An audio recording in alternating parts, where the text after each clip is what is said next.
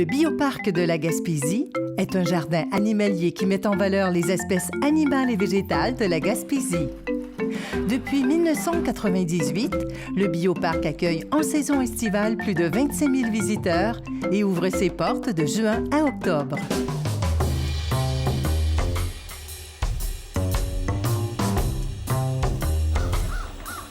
Sur les côtes de la Gaspésie, on peut observer deux espèces différentes de phoques, le phoque commun et le phoque gris.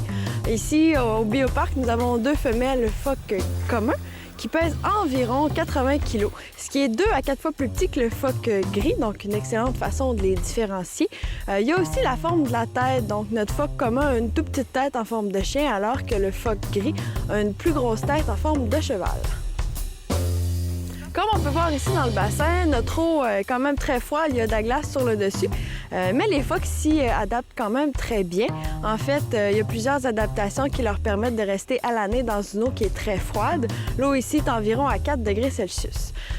Donc, ils ont une épaisse couche de graisse autour de leur corps. On parle d'environ 10 cm en hiver. Ils ont aussi un pelage court, mais très imperméable, donc leur permettant de se faire une couche d'isolant contre le froid.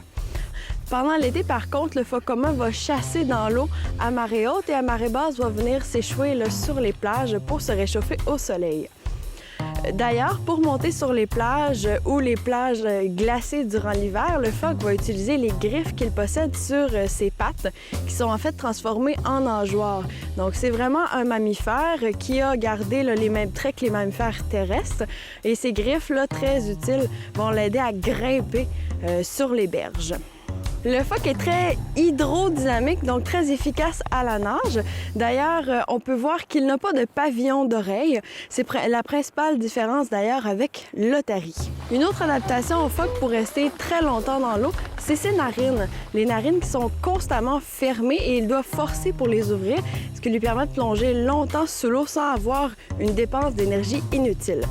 De plus, le phoque va se servir de ses vibrisses, aussi ses petites moustaches, qui vont lui servir lorsqu'il est dans des eaux profondes ou lorsqu'il chasse la nuit, puisque ces vibrisses vont sentir les vibrations des poissons dans l'eau, ce qui va aider le phoque à chasser.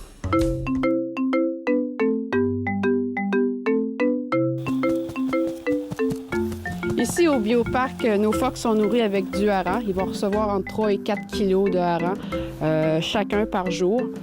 J'ai rajouté dans le premier poisson qu'ils reçoivent des vitamines parce que, étant donné que le poisson est congelé, donc il va perdre certaines propriétés vitaminiques. En nature, le phoque mange principalement des poissons qui se traînent en banc, comme le hareng, le maquereau, puisque c'est des poissons qui sont facilement attrapés.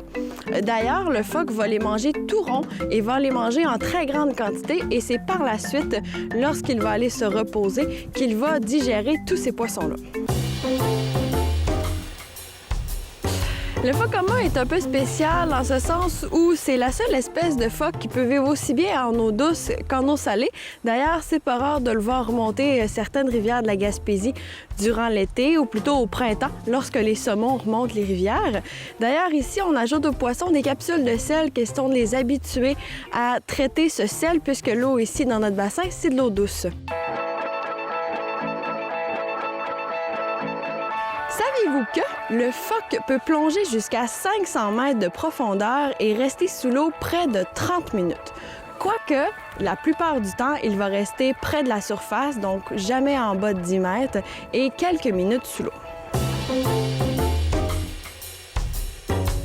Le phoque commun a certains prédateurs. On parle de l'épaulard, du requin et lorsqu'il se trouve en Arctique, l'ours blanc. Ici, il a été chassé durant plusieurs années, en fait, pour sa peau, sa chair ainsi que sa graisse, mais surtout parce que les pêcheurs étaient convaincus que le phoque était vraiment nuisible pour la pêche commerciale. Mais dans les années 80, cette chasse a été interdite puisque les populations étaient en déclin. Une des raisons pour le déclin de la population de phoques communs, c'est les polluants dans l'eau, puisque ces polluants vont être accumulés dans le poisson que le phoque va manger et par la suite, ces polluants vont s'accumuler dans les graisses du phoque et ces graisses qui sont transformées en lait maternel par la suite nuisent à la croissance des petits phoques.